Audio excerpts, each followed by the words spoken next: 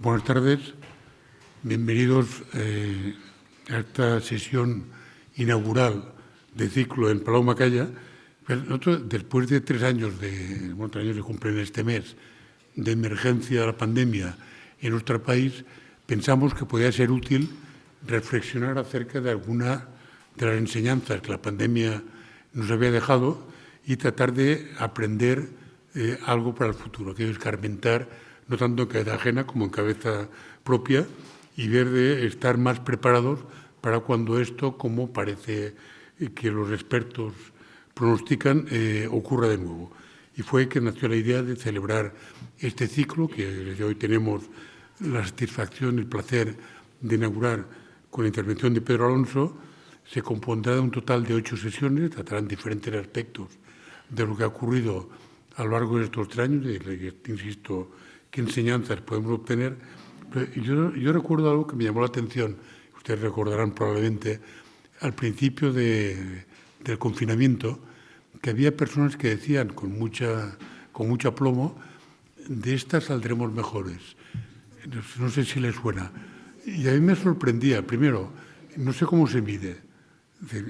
Cuando en marzo del 2020 estaba más bien tirando aburrido en mi casa con cierta sensación de impotencia, dice, hombre, esta persona que lo dice con tal seguridad, ¿cómo lo sabe? O sea, bueno, que realmente que perceptivo, o sea, no, porque no sé cuál es el instrumento de medida. Y segundo, visto a posteriori, no estoy nada seguro ni de eso ni de lo contrario. Porque en esa época, ustedes recordarán también que hubo episodios de solidaridad conmovedora.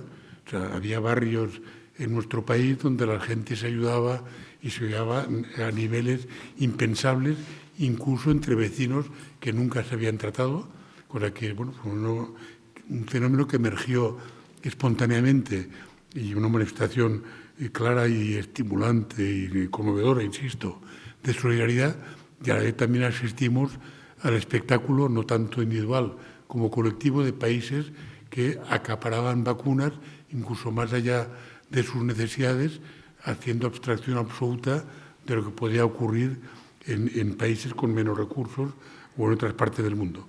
O sea, bueno, al final, no sé si ese aprendizaje concreto de que hemos salido, ustedes sabrán cómo han salido, pero no es fácil de determinar, pero sí que hemos aprendido cosas y ha ocurrido cosas muy importantes que han cambiado probablemente de manera significativa los equilibrios mundiales, la División Internacional del Trabajo, la gestión de la salud pública a nivel internacional, y de ello aprenderemos hoy, seguro, muchas cosas. Me hace una ilusión especial que esta sesión, además de conceptualmente parecía encajar, que la primera fuera precisamente sobre salud global, y que ha sido Pedro Alonso quien ha tenido la generosidad. Pedro Alonso no sé si la sería mejor porque no cabe, pero tiene una generosidad y no cabe. Bueno, no pasa nada. Es que una de las características que me ha hecho mucha ilusión descubrir con el tiempo es que en muchas personas se da la conjunción de sabiduría y bondad. Ustedes seguro que conocen muchas personas, o bastantes personas, que son a la vez sabias y buena gente. Pues esto ocurre con nuestro ponente de hoy, me hace mucha ilusión que sea quien interviene. Pedro nació en Madrid, pero lo lleva muy bien. Se formó en Madrid, en Barcelona, en Londres, en diferentes países, en Europa, en África. Es médico, epidemiólogo, investigador, y es algo que es menos frecuente, que es un impulsor de iniciativas, es un creador. O sea, en los 90, a principios de los 90, puso en marcha o contribuyó a crear el Servei de Salud Internacional del Hospital Clínic de Barcelona. En el 1996 contribuyó también a crear el Centro de Investigación en Salud de Manisa, en Mozambique. Imagínense el arrojo y la convicción y la esperanza y el conocimiento, todo ello mezclado, que hace falta para decidir organizar en Manisa un centro de salud internacional que, andando los años, se ha convertido en uno de los referentes en salud en aquel continente. Bueno, es una de las aportaciones de Pedro a la ciencia y a la experimentación y a la práctica que salva vidas. En el 2006 creó el Centre de Recerca en Salud Internacional a Barcelona. En el 2008 lo completó con el Instituto de Salud Global de Barcelona nuevamente. Y es una de las características de Pedro que verán que es todavía menos. A ver, médicos investigadores hay, afortunadamente, en nuestro país bastantes y buenos, que además sean capaces de crear, bueno, ya no tantos, el colectivo se reduce, se estrecha, pero luego además tengan la capacidad de ver grande que tiene Pedro Alonso, ya no es tan frecuente. Y esto no sé cómo definirlo, pero ustedes también seguro que pueden pensar en personas en el mundo de la investigación médica y en otros mundos que han sido capaces de ver en grande, con conocimiento, con esfuerzo, con visión, pero que pueden imaginar un futuro con una dosis elevada de ambición intelectual, de fuerza en los proyectos. Entonces, Pedro Alonso se caracteriza por tener esta capacidad de ver grande, lo que le lleva o lo ha llevado hasta ahora a impulsar todos estos proyectos.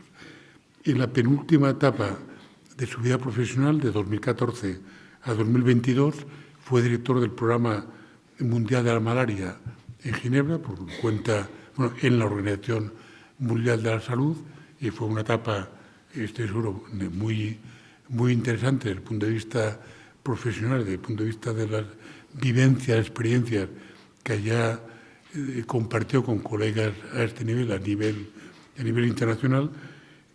A finales del 2022 también lo eligieron miembro de la Academia de Medicina Americana, cosa que no es tampoco tan frecuente, y por no alargarme más, y a ratos sueltos, además de todas estas cosas, pues ha dirigido un par de docenas de tesis doctorales, si no recuerdo mal, y ha escrito más de 500 artículos, de momento. Bueno, este es nuestro ponente de hoy, a quien tengo mucho gusto en invitar a iniciar su ponencia. Muchas gracias.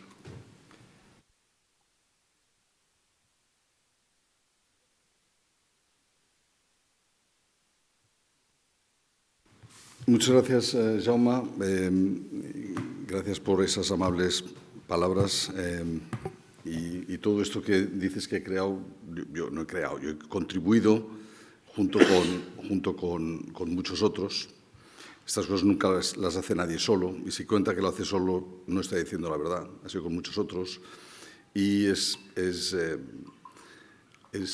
lo correcto reconocer que se pudo hacer eso porque había un ambiente, había un ecosistema que lo apoyaba. Y en concreto estoy hablando del Hospital Clínico, en el cual tengo varios compañeros aquí hoy, en la Universidad de Barcelona, y en vidas pasadas de Jaume, junto con la Fundación La Caixa. Y estas cosas se podían hacer aquí, no se podían hacer en muchos otros sitios, no ya de España, sino de Europa. Y, por tanto, la mía ha sido la suerte de estar en el lugar correcto, en el momento correcto y con los compañeros de viaje correctos. Jaume me ha pedido que hable de salud global como primera conferencia de esta serie. Entiendo que tenemos una hora y me pongo el reloj para no despistarme demasiado. Y específicamente haré algunas reflexiones sobre la salud global, lo que se denomina o se llama a menudo salud global, un término no del todo bien definido, y poniendo un cierto énfasis en la equidad.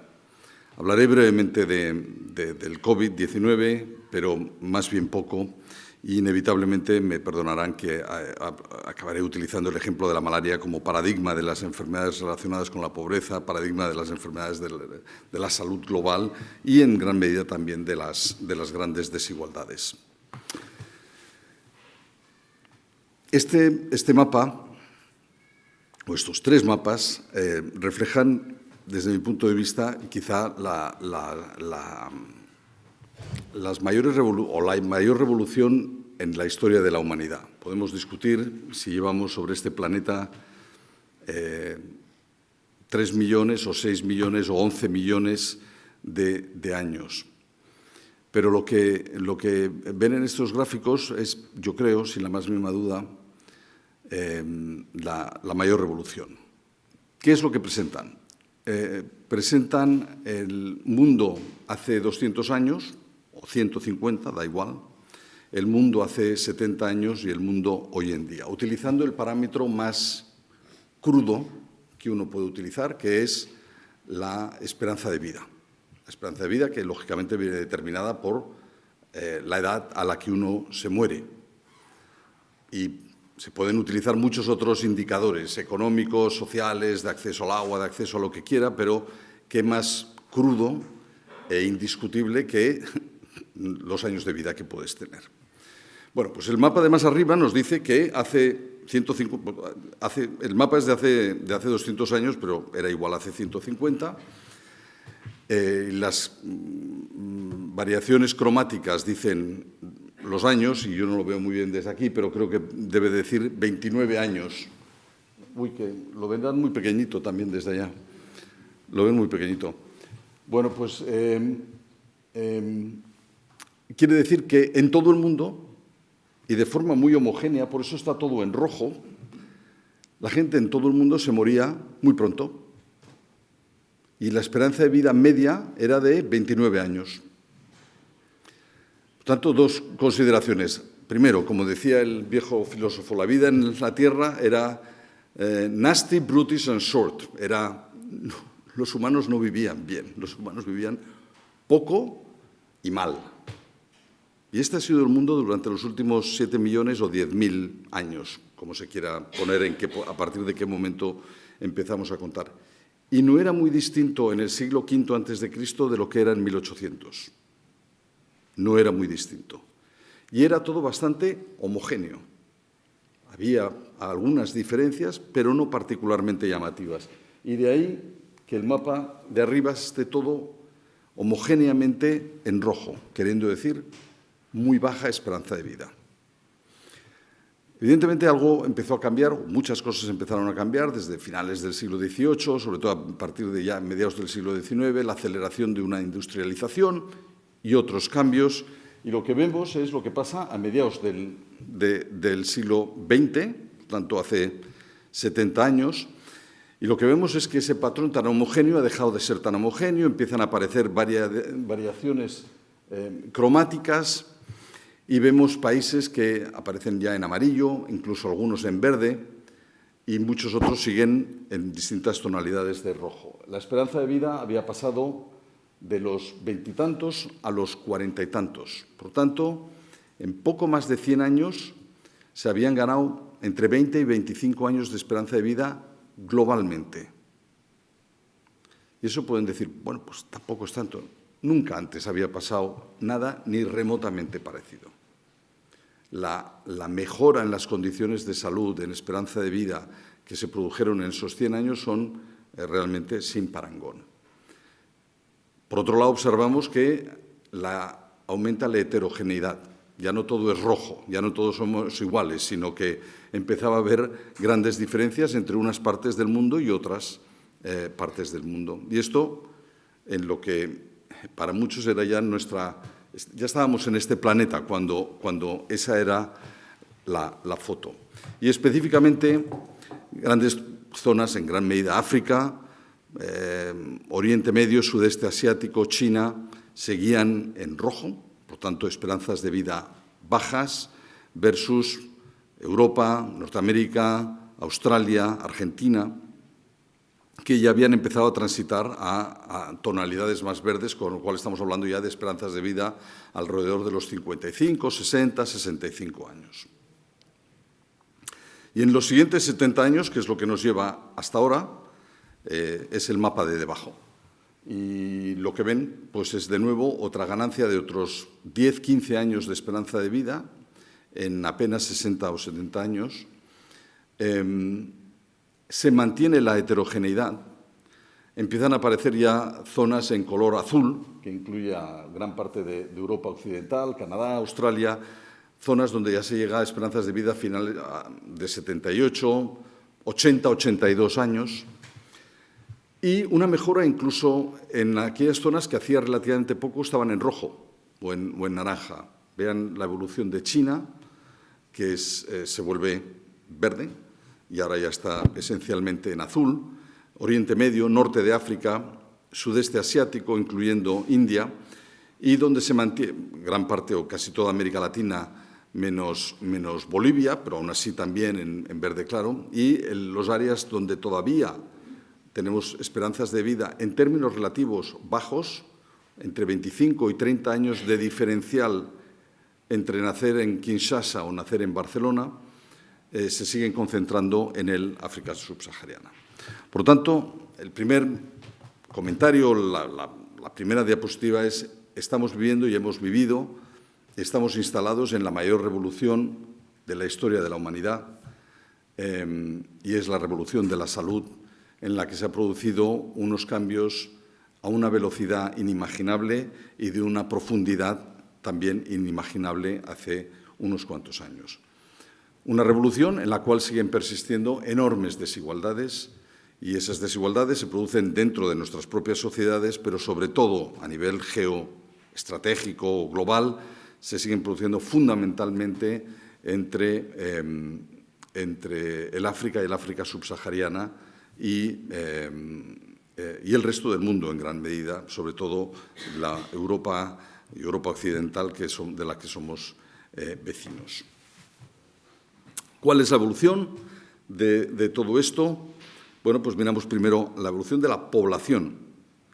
En el mapa del medio, en los años 50, éramos algo más de 2,5 billones de personas en el mundo, de unos 2.500, 2.600 millones de personas. Ahora estamos en 7,7 o 7,8 billones. Por lo tanto, hemos aumentado en estos 70 años en 5.000 millones de personas en el mundo. Por lo tanto, estamos ahí a medio camino. La población de Europa se ha mantenido razonablemente estable. Ese es el morado que está en medio, pequeñito. La de América del Sur ha ido creciendo un poco, pero no mucho. La de Norteamérica ha ido creciendo un poco, pero no mucho. Y el gran cambio se está produciendo en África. En África, la población del África subsahariana se está doblando ahora mismo cada 20 años. La de Asia sigue creciendo, pero muestra claros signos de ralentización, y el resultado es que para finales de este siglo se estima que la población del continente más poblado del mundo será África, nuestros vecinos, más grande que Asia. Por tanto, para hacernos, yo, que soy una mente simple, lo pienso de Estambul para la derecha, que incluye todo: Oriente Medio, Asia Central, India, Pakistán, Indonesia, Sudeste Asiático, China, y Filipinas, Japón.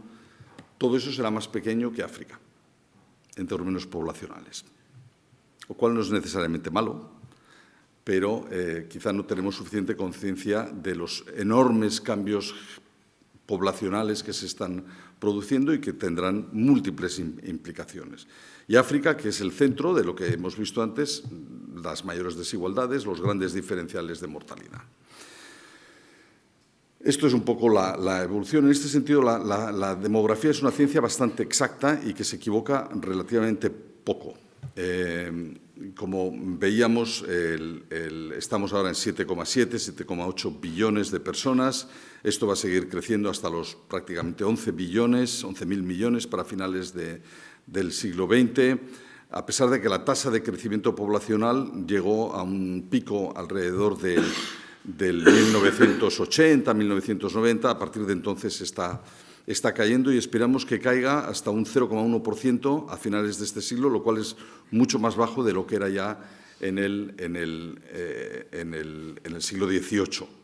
Por tanto, vamos hacia un sistema, un modelo, unos crecimientos que serán extraordinariamente bajos. Pero estos son como grandes transatlánticos, que una vez que estás en marcha y empieza a girar tarda mucho, o para pararse tarda mucho en pararse.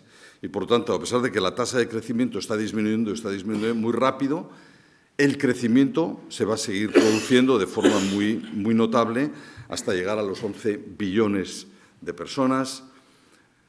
que el otro día leía que las estimaciones, ¿cuáles van a ser las ciudades más grandes del mundo? Pues todo el mundo inmediatamente piensa en Shanghái o en Bombay o en Nueva Delhi. No, las ciudades más grandes del mundo va a ser Kinshasa, que se estimaba tendría 52 millones de habitantes, pero las últimas predicciones de hace unos días habla de 80 millones de habitantes en la ciudad de Kinshasa, algo similar en Lagos.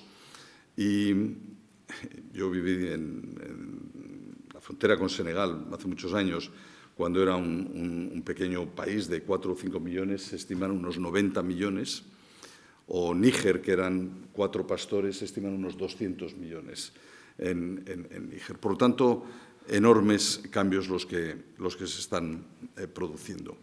¿Y por qué les cuento todo esto? Dirán, pues, porque la demografía y la salud están íntimamente ligadas. Si miran este gráfico, muestra el número de niños por mujer, por lo tanto, una forma de una medición de una tasa de fertilidad versus el crecimiento poblacional.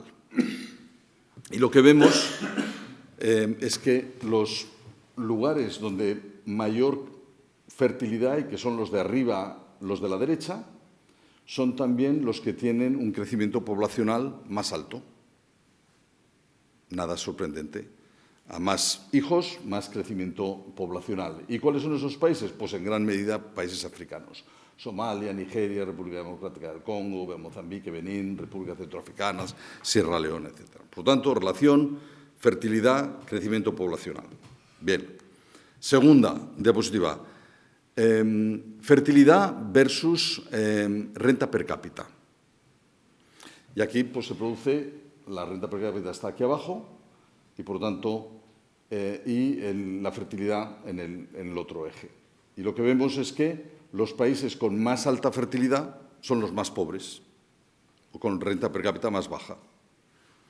Y dirán todos, bueno, pues tampoco es sorprendente, pero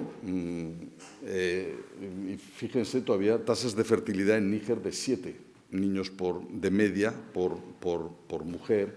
O sea, estamos hablando de tasas de fertilidad todavía muy altas. Por lo tanto, primera diapositiva, a mayor fertilidad, mayor crecimiento poblacional. Segunda diapositiva, a mayor fertilidad, mayor pobreza. Y luego la tercera diapositiva es, y a mayor mortalidad, mayor crecimiento poblacional. Y eso dirán, hombre, pues eso parece ya más contraintuitivo. Y es los países con más alta mortalidad, que son los de arriba a la derecha, que resultan ser los más pobres y que son los que tienen las tasas de fertilidad más alta, son los que tienen tasas de mortalidad en menores de 5 años más alta. ¿Qué quiere decir todo esto? Pues que están íntimamente ligados. Las poblaciones no reducen su fertilidad si antes no están seguros de que sus hijos van a sobrevivir.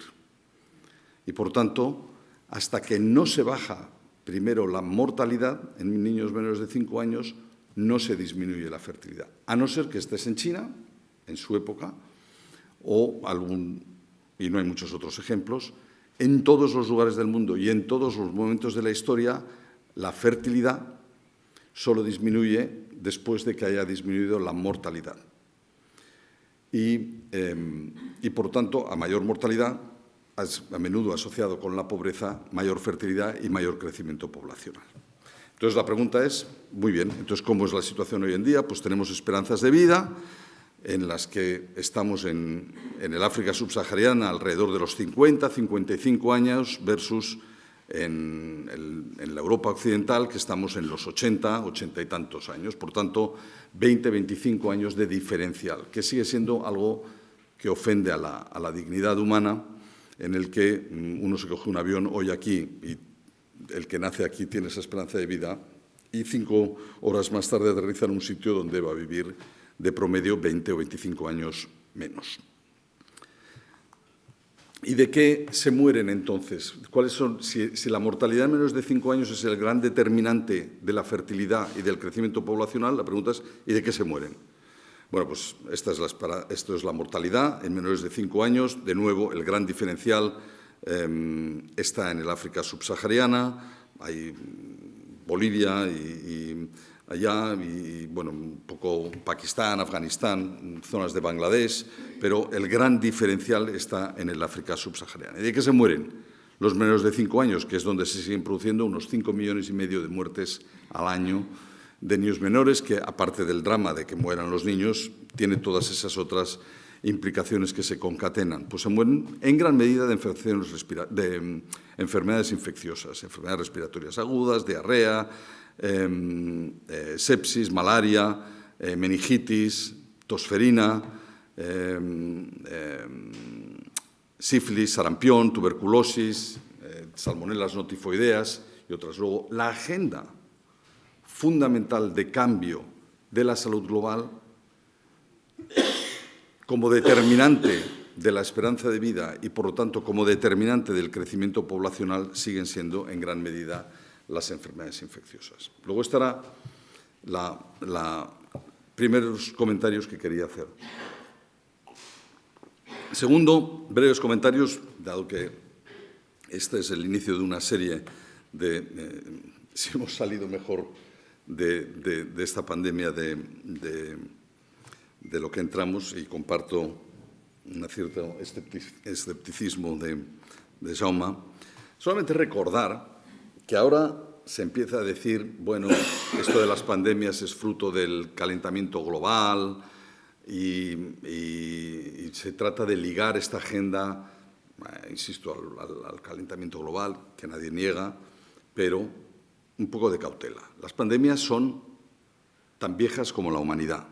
Las primeras grandes pandemias, las llamadas pandemias de Justiniano en el siglo V después de Cristo, se llevaron por delante, se estima, entre un 25 y un 30% de la población mundial. Y esto fue proceso de la Yersinia pestis, que estaba por algún lugar de Mongolia, ahí con la frontera con China, pues empezó a migrar, llegó y se expandió y se produjeron y llegó para quedarse. Las llamadas pestes negras en el siglo XIII, que es cuando se inventó, o sea, esto de las cuarentenas, pues tiene solo unos 700 años de antigüedad. En gran medida, pues, los primeros que lo pensaron ellos fueron los venecianos, porque les llegaban por allá y pasaron de la treintena, que era tenerlos esos 30 días, a la cuarentena, y de ahí venía el nombre de la cuarentena. O las primeras plagas, la gran plaga de Londres, que en cuestión de, si no recuerdo mal, un mes y medio se llevó por delante a 120.000 personas en la ciudad de Londres, y que es lo que impuso por primera vez el cierre de los pubs, cosa que a los británicos les provoca gran desasosiego, del teatro y de cualquier tipo de evento público, y forzar a la gente a quedarse en su casa. De nuevo, lo que se vivió, hemos vivido todos, no es nada nuevo, ni es fruto del calentamiento global, es fruto de la coexistencia permanente entre los humanos y los microbios de sus distintas formas, el movimiento humano que permite la traslación. Los grandes desastres demográficos que se produjeron en las Américas después de la llegada de los europeos, con la gran mortalidad asociada a la viruela, pero también al sarampión, también a la sífilis y otras enfermedades. Y hablando de viruela, hay que hacer mención obligada a lo que supuso también como descubrimiento, desarrollo de la primera proceso de vacunación como tal, que aunque hay una historia más larga que nos lleva al siglo XI, los chinos, una vez más, que empezaron a utilizar lo que se llamaba la variolización, luego se extendió bastante en Oriente Medio, pero se le atribuye la primera demostración formal a un médico inglés, que es el que está en la foto, Edward Jenner, que en 1796 describe un método en el cual utiliza las pústulas de vacas que tenían, y da el nombre vacuna, que tenían unas pústulas causadas por un virus, que él entonces no sabía que era un virus, pero algo muy similar a la viruela humana, lo utilizó para inmunizar o para inyectarlo o hacer escarificaciones en la piel de niños y de mujeres y comprobó que les protegía frente a la viruela de verdad. Y esa es, por lo tanto, la primera vacuna. Y por eso se llama vacuna, porque viene de la vaca. Porque luego hemos sabido que era un virus, que es el cowpox, que es muy similar al smallpox. El cowpox es el de la vaca y el smallpox es el de los humanos, y que, por lo tanto, había protección cruzada. Esto me sirve además para hablar de algo. Habrán todos oído hablar de una cosa que se llama el COVAX, la iniciativa COVAX, que es como hacer llegar vacunas a todo el mundo del COVID. Bueno, pues nosotros tenemos el antecedente de eso, y además muy específicamente en Barcelona. En 1796 Jenner describe el método de vacunación frente a la viruela, que era una gran causa de muerte en el mundo y ciertamente en Europa. Y nunca deja de admirarme que en apenas 4 años, no existiendo correo electrónico ni teléfono, en Barcelona y en varias otras ciudades europeas ya se empezó a vacunar frente a la viruela utilizando el método de Jenner. Por lo tanto, de un poblado inglés perdido hasta hacer llegar ese conocimiento y la implantación de ese conocimiento, lo que llamaríamos ahora en términos modernos la traslación de la ciencia a la implementación, ocurrió de una forma extraordinariamente rápida, en 4 años.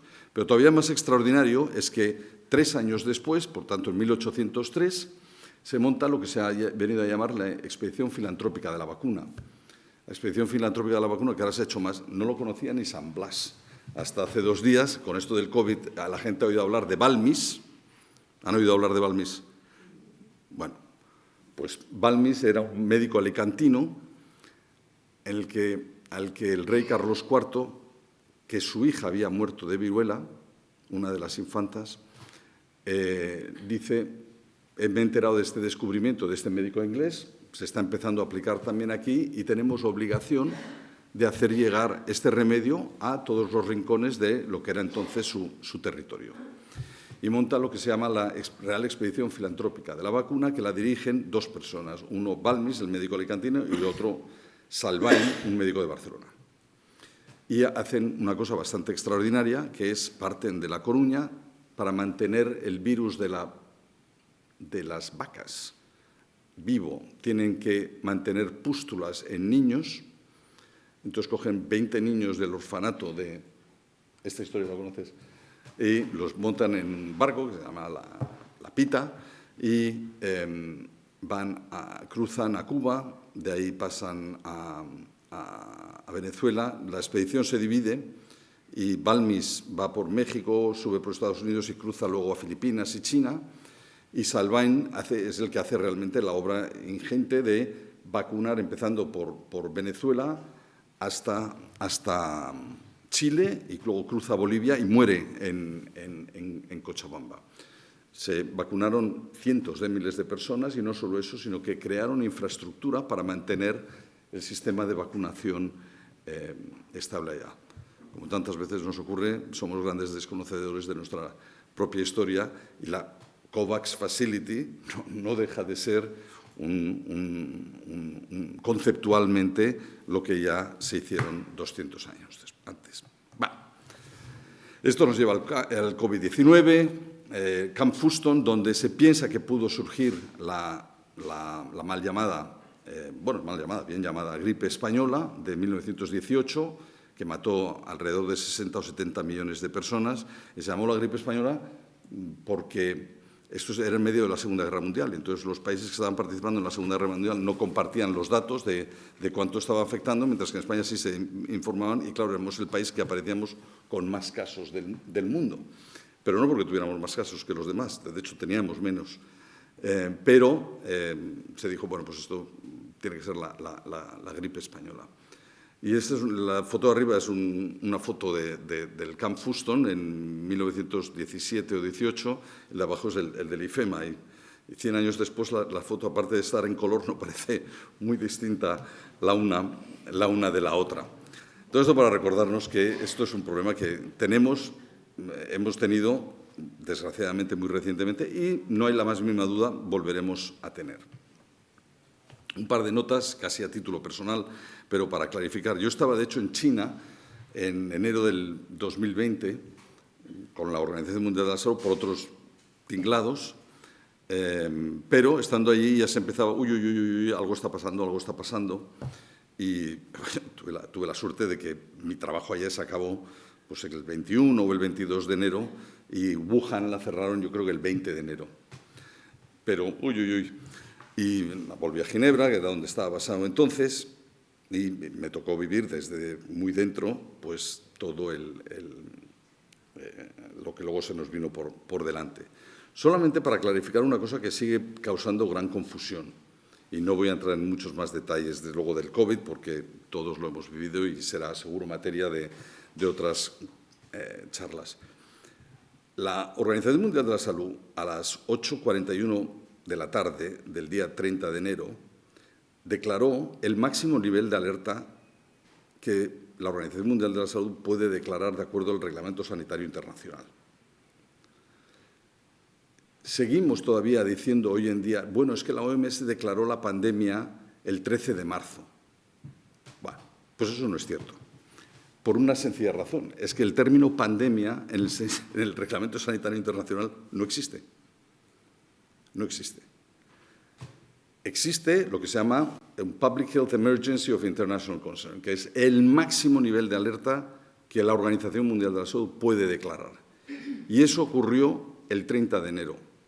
El problema fundamental es que, en gran medida, Europa y Estados Unidos, no tanto en Asia, ignoraron a la Organización Mundial de la Salud, a pesar de que luego se han tratado de escudar y poner detrás de ella diciendo es que la OMS solo declaró la pandemia el 13 de marzo. El 13 de marzo, os puedo contar lo que ocurrió porque yo estaba allá, en las ruedas de prensa diarias que mantenía el director general, que es este señor Tedros Ghebreyesus, un periodista le preguntó, oiga, entonces esto que tenemos ahora, porque ya estaban empezando a surgir casos por todos lados y demás, ¿esto se puede describir como una pandemia? Y dijo, pues sí, claro, una pandemia, una enfermedad nueva que se da en muchos lugares al mismo sitio, pues sí es una pandemia.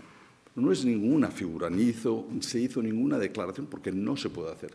Máximo nivel es a las 8:41 de la tarde del 30 de enero del 2020 y lo demás es simplemente retrasos que los países incurrieron y que luego han tratado de esconderse detrás de esto. En aquel momento, 30 de enero del 20, había 98 casos fuera de China, 98, en 18 países, y había en ese momento solo 8 casos demostrados o altamente probables de transmisión humano-humano. No había habido ninguna muerte fuera de China en aquel momento y, sin embargo, y atendiendo al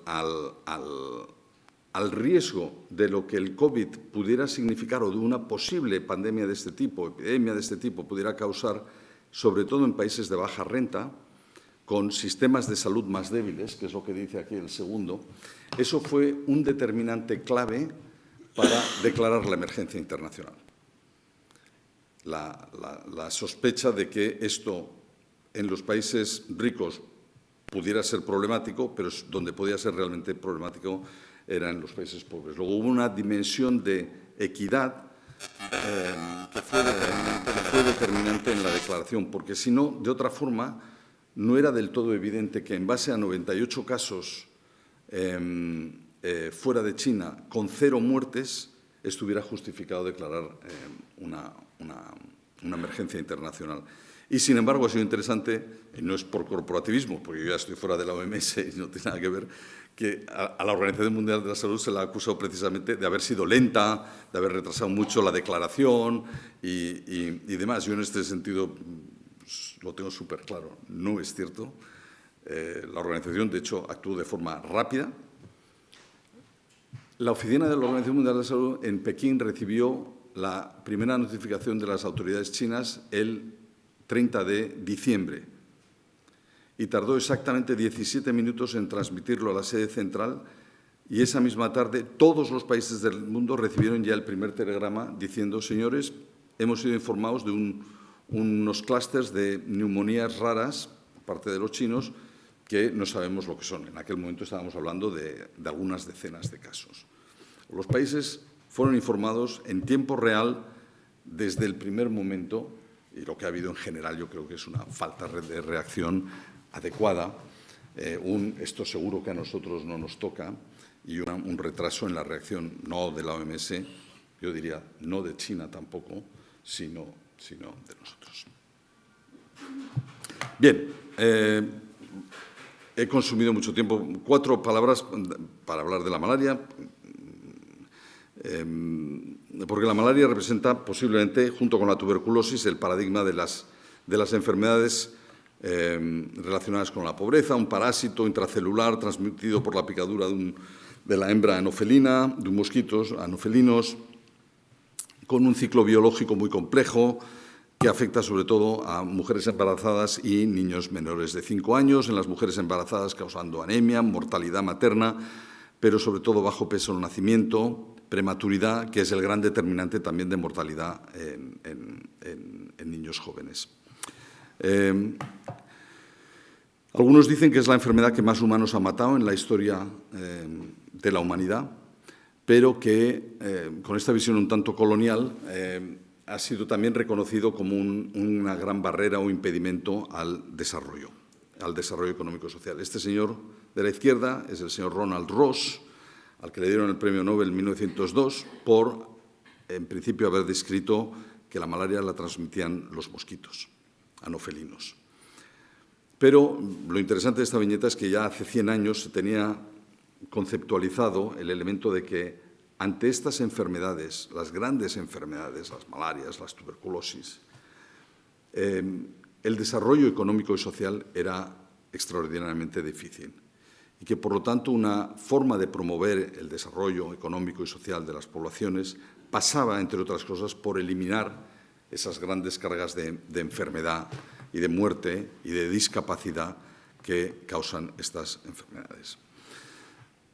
Solo decir que ha habido un primer intento de erradicar la malaria, queriendo decir hacer desaparecer el parásito enteramente de la naturaleza, la malaria que en los humanos, un primer intento que lanzó y vertebró a la Organización Mundial de la Salud inmediatamente después de la Guerra Mundial, cuando se creó la organización, con una cierta soberbia técnica, quizás clásica o explicable por el cierto triunfo de la tecnología en la Segunda Guerra Mundial. Había el DDT, había la cloroquina.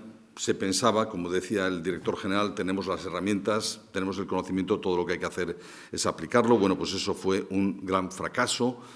Las campañas lograron éxitos parciales, por ejemplo, la eliminación de la malaria en Europa. Aquí en Barcelona este era uno de los lugares, bueno, aquí el Delta del Ebro, el Delta del Llobregat eran de los lugares más maláricos de Europa. Y así era en Italia, en Grecia, algunas zonas de Francia.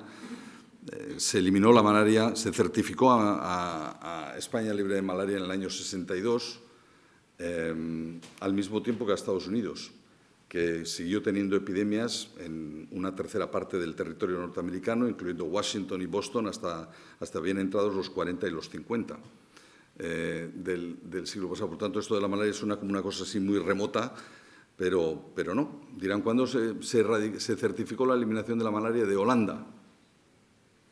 En el año 72. Por tanto, nos suena todo como muy antiguo, pero es algo muy presente en Europa y lo ha sido y lo sigue siendo en muchas partes del mundo. Lo que ocurrió con el fracaso, el no completar la labor de la primera eliminación de la malaria fue que la malaria rebotó y rebotó de forma muy agresiva en países, por ejemplo, como Sri Lanka, que llegaron a tener apenas 7 casos en un año. El no conseguir terminar la interrupción de la transmisión implicó que cuando se levantó el pie del acelerador, en apenas un año y medio se pasó a tener 2 millones de casos.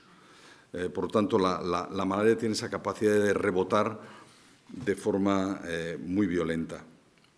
Esto llevó a un desánimo durante 20 o 30 años en el que no se hizo nada y las cosas empezaron a cambiar en los años 90 del siglo pasado y en gran medida tras la caída del muro de Berlín, que permitió tener otra visión sobre los grandes temas geoestratégicos, incluyendo la relación con África, incluyendo los desafíos del desarrollo y un cierto liderazgo africano. En ese sentido, la reunión de jefes de Estado africanos de Abuja del año 2000, que consiguió meter en la agenda de desarrollo del milenio de Naciones Unidas 4 o 5 meses después los grandes temas, la reunión del G8.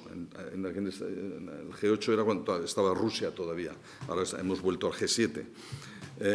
Se abordaron estos temas y comenzó el principio de un nuevo impulso en la lucha contra la malaria, con el desarrollo de herramientas que una comunidad científica pequeña, pero muy activa y muy capaz, en los años 80 y 90 del siglo pasado desarrolló los conceptos de las mosquiteras impregnadas de insecticida, los nuevos tratamientos para sustituir a la cloroquina que los parásitos habían hecho en gran medida resistentes, utilizando los descubrimientos de una científica china, Tu Yuyu, que recibió el premio Nobel hace unos años, utilizando los derivados de una planta china, la artemisinina, que es la base de ahora todos los tratamientos que utilizamos en el mundo de la malaria, el desarrollo de test de diagnóstico rápido y ahora más recientemente de vacunas.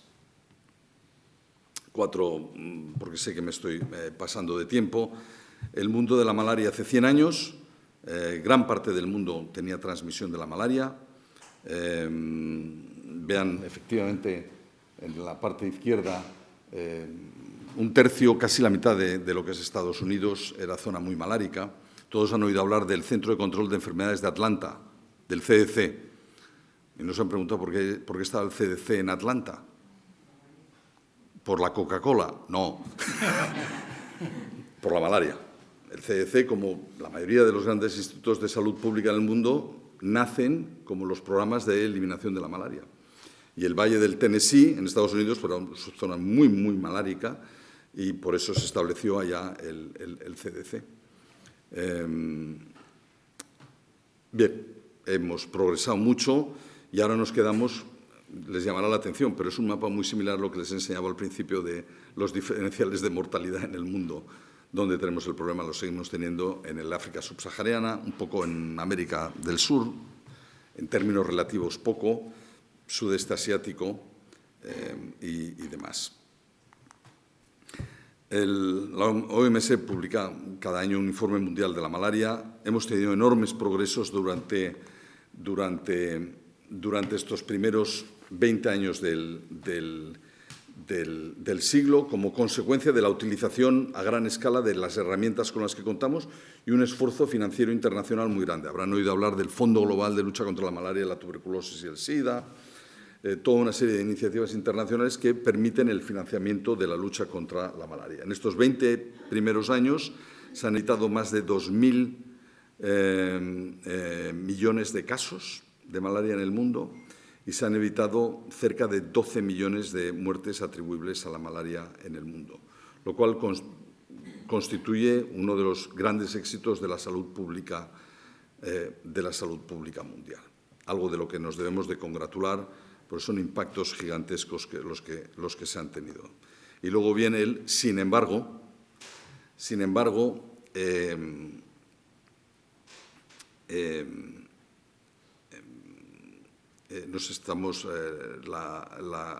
la lucha contra la malaria ha empezado a perder fuerza y nos empezamos a enfrentar a una gran crisis. Antes decía Jaume Lanaspa, yo me fui a Ginebra en el año 2014 y en el año 2014 la directora general de la Organización Mundial de la Salud, en aquel momento Margaret Chan, me llama y me dice: Pedro, la evolución de la lucha contra la malaria está siendo tan positiva que si conseguimos mantener este ritmo, deberíamos de prepararnos para lanzar una nueva campaña mundial de erradicación y tratar de hacer lo que no se consiguió hacer, como les decía hace un momento, en los años 50 y 60, cuando se creó la Organización Mundial de la Salud. Total, que muy honrado, pues me fui para allá y evidentemente desde que llegué yo esto ha ido de mal en peor, porque deberíamos de estar siguiendo la línea verde que nos llevara y el objetivo era que para el año 2020-2021 tener ya preparado un plan global de erradicación y lanzar la erradicación, que seguiría esa línea verde, y lo que estamos siguiendo es la línea azul de arriba. Lo cual no pinta nada bien, y eso está tanto en términos de morbilidad como en términos de mortalidad. Esconde además el hecho de que hay amplias zonas del mundo en el que no es que no se esté progresando, sino que es que se está yendo para atrás. En total, me parece que son 31 países, sobre todo en África, tienen hoy más malaria que tenían en el 2015 y más mortalidad por malaria de la que tenían en el 2015.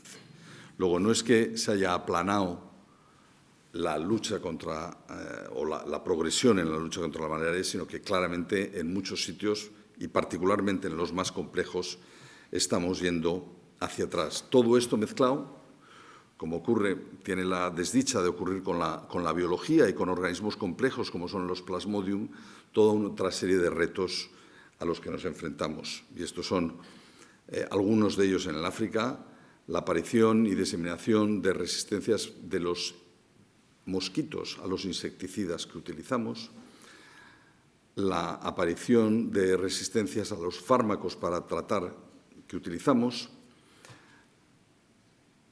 Para ya terminar de complicar las cosas, la introducción de unos nuevos mosquitos anofelinos que están particularmente bien adaptados a la transmisión de la malaria en zonas urbanas en África, cosa que no habría ocurrido, y ya los tenemos han entrado por Eritrea, posiblemente vía Yemen, Eritrea, Somalia, Etiopía, ya los tenemos en Kenia.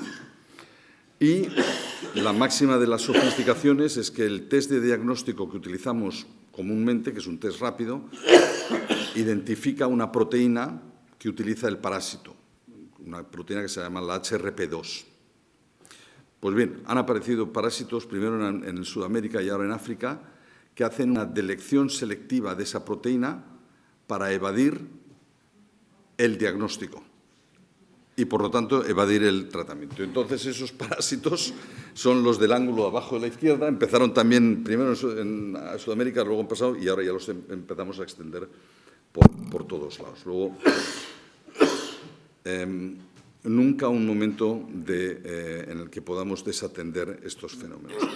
Todo esto, además, en un contexto en el que, si bien la financiación aumentó mucho en los primeros años del siglo, desde hace 10 años se ha aplanado, y esto es lo que se demuestra, y mucho me temo que con otras prioridades y la guerra de Ucrania y demás, las perspectivas en este sentido no son buenas. Ha habido un esfuerzo como nunca antes se había visto, en total unos 44.000 millones de dólares invertidos en los últimos 20 años, que puede parecer mucho dinero. Se invierten anualmente unos 3.300 millones, pero es menos de la mitad de lo que estimaríamos que sería necesario para mantener la línea esa verde que apuntábamos. Por lo tanto, nos encontramos en lo que yo llamaría una verdadera crisis de malaria, con las herramientas que tenemos y con el esfuerzo financiero que tenemos, y ante un sistema biológico tan complejo como lo que resulta la malaria, es muy difícil que vayamos a conseguir no solo mantener los logros, sino no retroceder. Por tanto, dentro de la dinámica de la equidad, de la necesidad de mejorar la supervivencia, de, por tanto, disminuir la mortalidad, de, por tanto, disminuir, que permita facilitar la disminución de la fertilidad y la disminución del crecimiento poblacional, la lucha contra la malaria y la investigación en herramientas transformacionales que puedan permitirnos dar otro salto adelante resulta clave. En este sentido, hay noticias positivas. El 6 de octubre del 2021, el director general de la OMS anunciaba que por primera vez en la historia de la medicina y de la salud pública, la Organización Mundial de Salud podía recomendar una primera generación de vacunas de malaria para su uso a gran escala,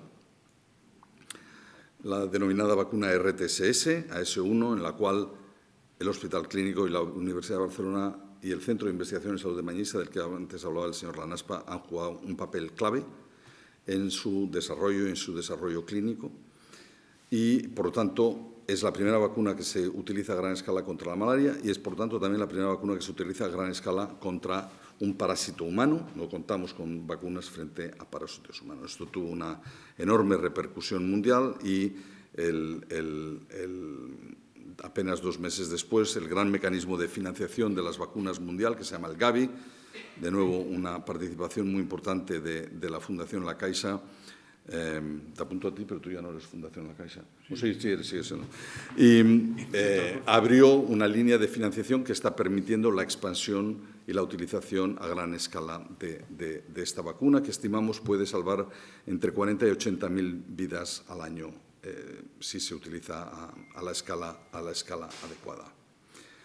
30 años en su desarrollo, por la complejidad, por la falta de financiación, por las dificultades propias de estas enfermedades. Esto es simplemente recordar los distintos documentos que formalmente establecen a la vacuna, que tiene una eficacia moderada. Estimamos, son ya varios millones de niños que se han vacunado en 3 países africanos y ahora se extiende a otros 17 más. Las estimaciones son que reducen un 30% los ingresos por malaria severa hospitalaria. Dirán, hombre, pues esto no es gran cosa. Efectivamente, nos gustaría que fuera mucho más. Esa cifra está superada, estamos más bien en el 11%, una reducción de mortalidad absoluta, no por causa específica, lo cual es mucho. Y es simplemente porque ante una enfermedad con alta letalidad, aunque sea solo parcialmente eficaz, el impacto que se obtiene es muy grande. En definitiva, quería acabar con una nota optimista. Nos enfrentamos a una crisis de malaria y parte de la solución tiene que ser la solidaridad internacional, el empoderamiento de los propios países, pero también el reforzar la investigación y el desarrollo de nuevas herramientas transformadoras que puedan habilitar a los países a luchar de una forma más eficaz, incluso me atrevería a decir más costo eficaz, contra las grandes enfermedades que les mantienen anclados en la pobreza, anclados en el círculo vicioso de la enfermedad de la pobreza, la malaria, la tuberculosis, el SIDA. Esos son los grandes desafíos. Y con esto les agradezco su atención.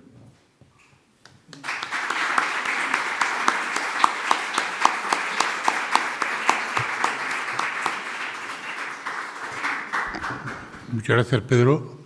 Bien, después de esta sintética exposición, porque veo que has guardado muchas cosas en el tintero, pero nos queda algo de tiempo para el coloquio, con lo cual ustedes tienen la palabra. Yo, para ir enfocando un poco... ¿Perdón? No, que había alguien allí, pero si quieres... No, pues por favor, Hola, tiene buenas preferencia. tardes. Estoy contentísima de verlo porque la última vez que lo vi fue en época de COVID, precisamente, online. Tuvimos esa solución, ¿no? Y yo quería preguntarle, que había oído en algún otro foro, relacionándolo con la superpoblación de África que se imagina en el futuro, pues que era relativamente cierto, debido a que pensaban que quizás un 40% de la población africana pues iba a desarrollar SIDA, con lo cual, sin tratamientos, esta población tampoco no llegaría a una edad previsible, ¿no? Entonces, me gustaría preguntarle, bueno, pues este panorama, si todavía es vigente o ya podemos hablar de otra manera, ¿no? Gracias. Gracias a usted. No, podemos definitivamente hablar de otra manera. Antes, cuando hablaba de la Yersinia pestis y las plagas y demás, bueno, otro ejemplo de pandemia más cercana a nosotros, simplemente para recordarnos que estas cosas ocurren y han ocurrido y volverán a seguir y seguirán ocurriendo. El SIDA, el virus del HIV, viene de un virus similar de los monos, el SIV, y posiblemente estaba ahí acantonado entre entre la frontera sur de lo que ahora es Sudán del Sur, Uganda, tal. Y en un momento dado debió de saltar varias veces a humanos, morían, pero no se transmitía, o si se transmitía no salía de poblaciones muy cerradas. Las aperturas de carreteras, sobre todo, empezaron a llevar a que esa población empezó a estar más comunicada y se puede seguir muy fácilmente el trayecto bajando por la carretera hasta Kinshasa, de Kinshasa al Caribe, de Caribe a la costa oeste americana y demás. Por lo tanto, el paso de un virus al humano, que se adapta al humano, se empieza a transmitir al humano y a partir de ahí se extiende por todo el mundo, es algo que ocurre y ha ocurrido y seguirá ocurriendo. Y el SIDA es un buen ejemplo. El SIDA yo creo es una historia de éxito y esto es difícil decirlo cuando hay, no sé, las últimas cifras, me parece que ha habido en total como 45 o 50 millones de personas que han muerto ya de SIDA, pero se desarrollaron fármacos de forma rápida o relativamente rápida y se ha conseguido diseminar el acceso a esos fármacos, no todavía de forma universal, pero muy amplia. En África,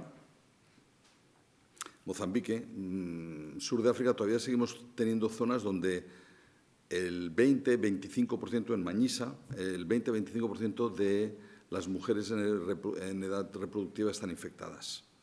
Las prevalencias todavía muy altas.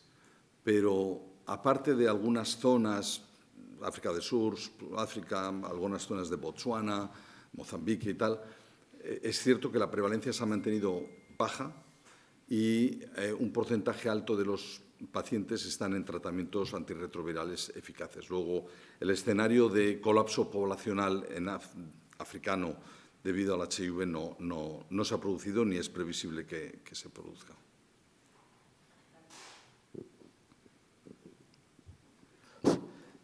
Muchas gracias por la conferencia, ha sido magnífica. Yo soy hematólogo y, como muy bien sabrás, la malaria, por una serie de cambios metabólicos en el hematie, somos lo que somos por la malaria. Entonces, también como hematólogo que he dedicado a la eritropatología, que soy un bicho raro, bueno, hasta que me jubilé, en el Mediterráneo, el ejemplo que hemos tenido ha sido que después de las enfermedades infecciosas han venido las enfermedades metabólicas congénitas. Nosotros tuvimos, aquí no había hemoglobina S, había la talasemia. Como sabrás, hubo programas muy interesantes. Aquí en España tenemos muy poco, pero excepto en la isla de Menorca, que sí que había bastante. El resto estaba Malta, Italia, etcétera. Pues en África es una bomba, auténtica bomba, con la anemia falciforme. La anemia falciforme se calculan que hay más de 300 millones de personas que son portadores. Y cada año nacen aproximadamente 800.000 formas graves. Todos estos, una vez que se haya vencido el tema de la infección, van a ser un problema extraordinario como pasó en Europa. Y son tratamientos muchísimo más claros y muchísimo más difíciles. Y esa es la segunda, digamos, entre comillas, pandemia metabólica que van a tener en África. Totalmente de acuerdo. Para los que no son del ramo, los que son heterocigotos están protegidos de la malaria. Tienen una mortalidad mucho más baja. Luego es una evolución genética, una selección genética que te protege frente a lo que ha sido una gran causa de muerte. Los homocigotos, ese es otro problema, pero efectivamente eso ocurrirá también.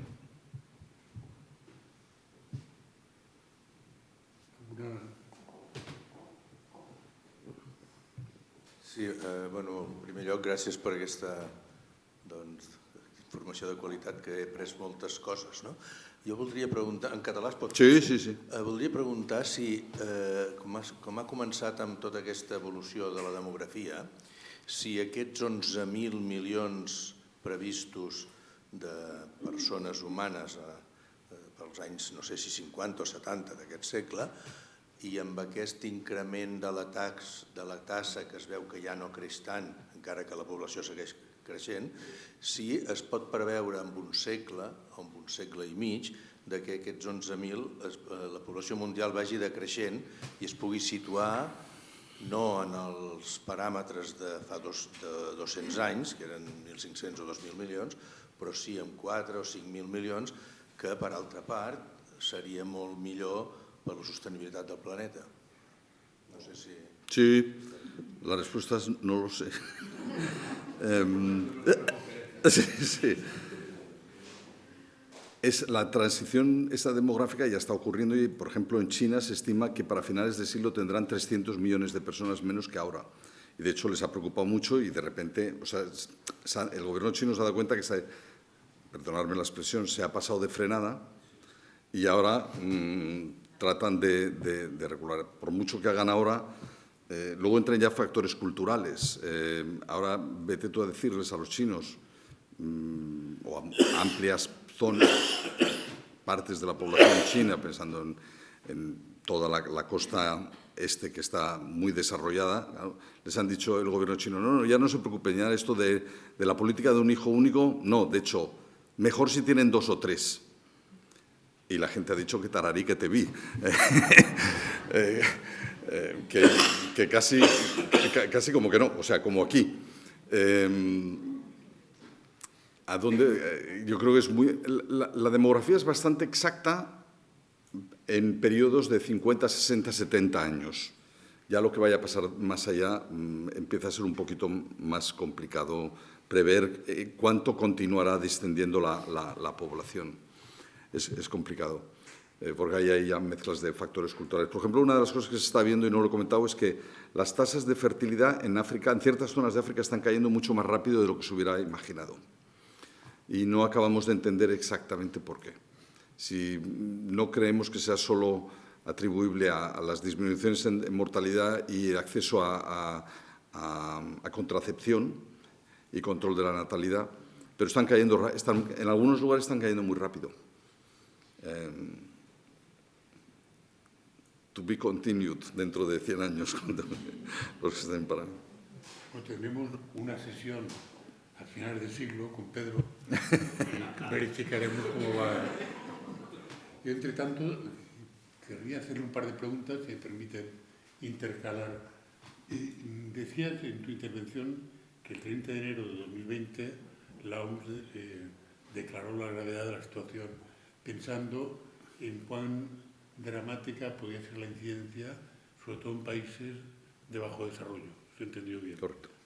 Y si no lo he entendido mal, en la práctica, contra pronóstico, en los países de menor desarrollo y en concreto en África, parece que la mortalidad debida a la COVID ha sido inferior a los países del norte. Correcto. Y esta menor incidencia, que de alguna manera es una especie de justicia poética, que por alguna razón que me gustaría conocer si es que está identificada, la incidencia debido a la menor protección, debido a la desigual distribución inicial. Ay, perdón, gracias. Por la incidencia que podría darse por la menor distribución inicial de vacunas en países de baja renta se ha compensado con una resistencia mayor aparentemente a la pandemia. Bueno, este es un tema no sé, que me parece realmente muy, muy curioso y muy esperanzado, de cierto modo, de, bueno, menos mal. Y la segunda pregunta, también de profano, es, según parece, en el desarrollo de la vacuna, en el desarrollo espectacularmente rápido de la vacuna contra la COVID, se han aplicado técnicas diferentes a lo que nunca, son técnicas inéditas en la historia de las vacunas. ¿Alguna de estas técnicas podría ser útil para desarrollar la vacuna contra la viruela? Perdón, contra la malaria. Es que es sorprendente que la malaria sea tan retorcida y tan resistente y tan complicada que lleváis muchos años los sabios del mundo dedicados al tema y todo lo que se progresa es muy bienvenido, pero el proceso es realmente lento, ¿no? Entonces, ¿hay algún cambio de tecnología que pudiera permitir? Bien, no, pues, en cuanto a la primera pregunta, sí, el gran susto original era lo que llamamos la disrupción en los sistemas de salud. y es que, y de hecho, bueno, nosotros, el programa que yo dirigía, fuimos los primeros que utilizamos toda una serie de modelajes matemáticos para estimar, dependiendo de los grados de disrupción, las muertes, no que el COVID pudiera causar, sino la disrupción, dificultando el acceso al diagnóstico, tratamiento, etcétera, pudiera causar en términos de malaria. Pero lo mismo era para tuberculosis, para SIDA, para otros. En nuestro caso, el escenario era que se podía duplicar la mortalidad mundial de malaria, pasar a cerca del 1 millón de muertos solo asociado a la disrupción y, por tanto, retrotraernos a 20, 25 años atrás. Eso no, o sea, hubo disrupción, fue menor de lo que, y yo creo que ahí se actuó bien, pero aún así me parece que tuvimos unos 80.000 muertos más, no por COVID, sino por disrupción. Pero efectivamente ese fue uno de las razones para la emergencia. Y luego, efectivamente, la licencia poética, no sabemos bien. O sea, el virus ha circulado en África, porque estudios de seroprevalencia indican que la seroprevalencia es muy alta, por lo tanto han estado expuestos. Una combinación de todavía ser poblaciones, muchas de ellas rurales, con poco hacinamiento, la pirámide poblacional siendo mucho más joven, mucha menos comorbilidad, diabetes, hipertensión, etcétera, etcétera. Una mezcla de todo eso posiblemente ha llevado a que el impacto en términos de salud del COVID en África haya sido afortunadamente menor o ciertamente muy inferior al que hemos tenido en Europa o en Estados Unidos o en otras zonas del mundo, o en zonas hiperpobladas o con alta densidad de población en India, que tuvieron dos olas muy intensas y muy duras, pero en África no ha sido así. Yo creo que posiblemente sea una combinación de todos esos temas. En cuanto a plataformas de vacunas, sí, yo creo que el COVID ha sido, aparte de una gran desgracia, ha sido el triunfo de la ciencia. El triunfo de la ciencia. Yo ahora colaboro bastante con una compañía que se llama BioNTech, que es una pareja de turcos, alemanes, y que son los de la vacuna de Pfizer. O sea, la vacuna de Pfizer no es Pfizer, es realmente BioNTech, lo que pasa es que la comercialización se hace a través de Pfizer. Y ellos me contaban que, claro, ellos el 11 de enero, cuando los científicos chinos pusieron en Internet la secuencia del virus, lo miraron y dijeron, bueno, pues esto no es muy complicado. Y es cierto que no es complicado, es un virus muy sencillo. Y no era complicado para ellos porque, como la gente de Moderna en Estados Unidos, llevaban 15 o 20 años trabajando en tecnología de mRNA para vacunas de cáncer. Luego, el gran desarrollo que se estaba produciendo financiado por la oncología, porque si hubiera sido para las enfermedades infecciosas no habría ocurrido, pero para la oncología sí. Entonces, ahí había habido mucho desarrollo y mucha inversión. Entonces, lo que vieron es que con la tecnología que tenían, esto no parecía muy complejo. De hecho, eso fue el 11 de enero. El 30 de enero, el día que se declaró la emergencia sanitaria internacional, tenían ya 20 prototipos listos. Y esa vacuna, 11 meses después, se estaba aplicando a billones de personas. Entonces, la tecnología del mRNA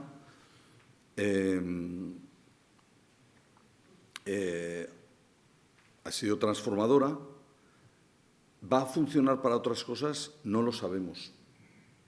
No lo sabemos todavía.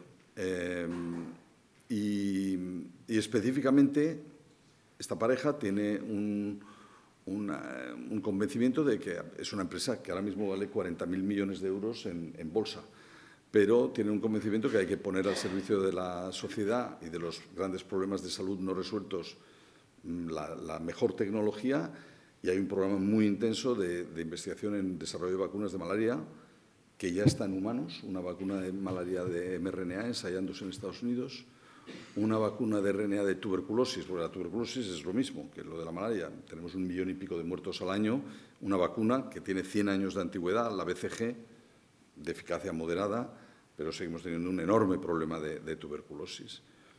Hay una vacuna de tuberculosis que hace unos media hora antes de entrar aquí y ya se tiene autorización para empezar un primer ensayo con una primera vacuna de mRNA en 15 días en Berlín y un programa de vacunas de HIV también, de mRNA.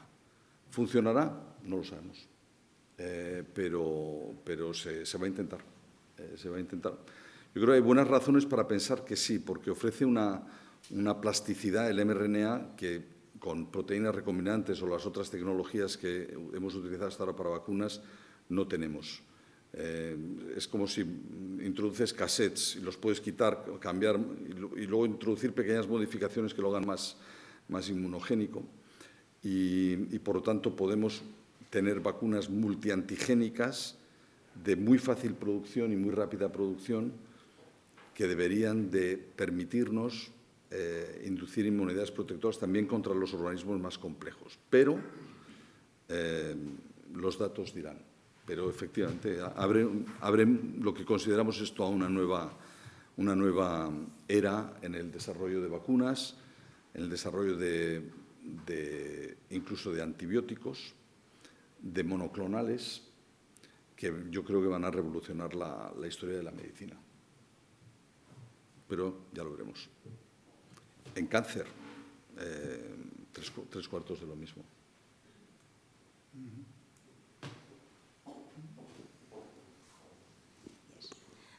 Ha mencionado usted el clarísimo aumento de esperanza de vida, no hay ninguna duda, pero ¿se supone que solamente es por los avances en la parte, digamos así, de la sanidad? No.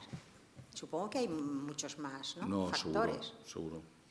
No, son múltiples factores. El desarrollo económico, social, la mejora en la calidad, en la habitabilidad.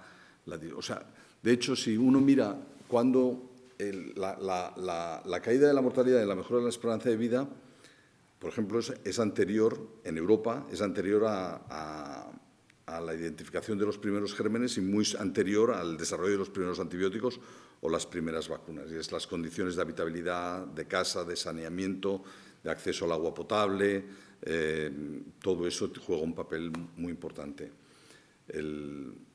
Los que nos hemos dedicado a esto, o nos dedicamos a esto, hemos siempre dicho, el desarrollo de las tecnologías médicas no es un sustituto, pero puede ser un acelerador. Porque si tenemos que esperar a que se produzca el desarrollo económico, de habitabilidad, pasarán años y años. Y podemos contribuir a romper el círculo vicioso de enfermedad y subdesarrollo, también mejorando la salud. Por tanto, es un coadyuvante, un componente, pero ciertamente no es el único responsable.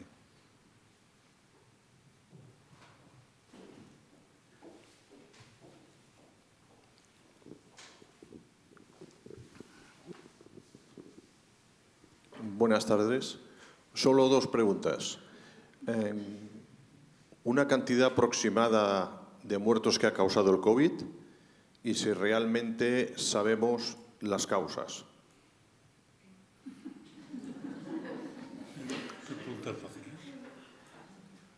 Porque, claro, las que nos cuentan de causas, la mayoría no nos la creemos, ¿eh? Sobre el número total de muertos, no me he repasado las últimas cifras. Yo creo que solo sabemos las cifras reales cuando calculamos el exceso de mortalidad. O sea, el reporte de muertes atribuibles al COVID, hay una infranotificación muy grande en todas partes. Y yo creo que la mejor manera de medirlo es porque las series de mortalidad son bastante predecibles y, por tanto, ver cuántas más se han producido sin mirar a cuál ha sido la causa. Por tanto, atribuibles.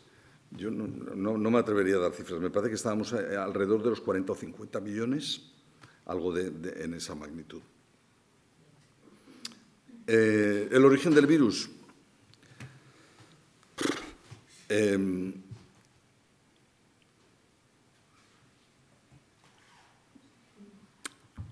Yo me creo las posturas, en este caso oficial de la OMS, y yo creo que del grueso de la comunidad científica internacional. Entre otras cosas, a mí siempre me cuesta mucho trabajo creerme las teorías conspiratorias. Montar una teoría conspiratoria y hacerlo resulta muy complicado. Lo natural, lo normal, lo fácil, lo que ocurre todos los días en la naturaleza es que hay lo que se llaman los spillovers. Virus o bacterias que están en el reino animal y que entran en contacto con un humano y saltan e infectan a un humano. Esto ocurre todos los días, posiblemente miles de veces al día. ¿Y qué ocurre? Pues por lo general no ocurre nada. Y luego otras veces ocurre que ese señor que se infecta con ese virus o bacteria que no es de humanos, pues se enferma y se muere. Y luego alguna vez, rara, muy rara, ocurre que ese bicho que salta al humano se adapta al humano y tiene capaz de infectar a otro humano. Por eso cuando decía, en el momento de declarar la epidemia solo había 8 casos que parecían demostrados de transmisión humano-humano. Y si se acuerdan, cuando empezó todo esto, se decía, la transmisión humano-humano. Es que esa es la clave. Porque que te infecte un virus, vete tú a saber cuál, de un murciélago, de un pangolín o de un gorrión, ocurre todos los días. Por lo tanto, yo en base a eso creo que lo más normal, porque ya pasó con el SARS y con otros virus, pasó hace 1500 años con la peste y nos ha pasado con todas las enfermedades infecciosas, en un momento dado pegan el salto a humanos. Y yo creo que lo más normal es pegar el salto. Que además, eso, ahora se han puesto más serios, ya se pusieron serios, pero ahora es más, se da cuando hay enormes mezclas de distintas especies de animales en lo que llaman los mercados vivos en China, que te meten en una jaula un pangolín con un murciélago, con un no sé qué y con no sé cuántos, y luego van y se lo comen. Sí. ¿Lo tenían eso bien controlado en Wuhan? No, como en muchos otros sitios de China. Por lo tanto, ese es un hervidero donde se facilita el salto al humano, seguro. Yo me quedo con eso. ¿Que haya podido ser un escape de un laboratorio? Vamos, como poder puede ser. ¿Que lo ha sido en este caso? Yo creo que las evidencias hasta ahora dicen que no. Pero esto va cambiando. Ahora los americanos decían que Biden que iba a desclasificar los informes de seguridad de los servicios de seguridad norteamericanos. Varios amigos míos eran parte de la comisión que fue a investigar el origen del virus a China. Y evidentemente dentro de lo que se puede ver a toro pasado y demás, sus conclusiones fue no podemos poner la mano en el fuego, pero daba toda la impresión que era un evento natural y que se propagó y se propagó rápido. Los chinos lo controlaron y Sudeste Asiático en general lo controló porque habían tenido ya el primer susto del SARS 8 o 10 años antes y nosotros en Europa y en Estados Unidos no nos lo tomamos en serio hasta que no es que nos pillara el toro, nos pilló una manada de toros. Lo subestimamos radicalmente. Yo me acuerdo, volvía de China y luego me tuve que ir a África y a Mozambique volvía y pasaba por el aeropuerto de Addis Abeba en Etiopía. Todos los asiáticos, esto fue antes de la declaración de la emergencia, todos los asiáticos iban con mascarilla, todos. Estos ya lo que está pasando aquí. Y todos los europeos íbamos con mascarilla, por supuesto. Luego la reacción fue muy distinta, fue muy distinta. Muy bien. Pues con esto llegamos. Yo, si me permiten, retengo, como lo de la vocación por el optimismo es libérrima, retengo la última intervención, o la última intervención de Pedro, que gracias, entre comillas, a la desgracia de la pandemia, se ha acelerado el conocimiento científico de manera que podemos beneficiarnos de esa mejora de conocimiento en vacunas, en tratamientos, etcétera, no solo para hipotéticas pandemias futuras, sino para daños tan presentes como la malaria, el cáncer, etcétera. O sea que al final, globalmente, hombre, nunca se puede decir que es que no hay mal que por bien no venga, es una frivolidad, una simplicidad decirlo así, pero que de todas maneras hay una especie de saldo esperanzador porque la humanidad siempre acaba levantando cabeza y luchando con esperanza para el futuro. En todo caso, muchísimas gracias, Pedro Alonso, por la intervención y gracias a ustedes por su presencia. Y hasta la próxima. Gracias.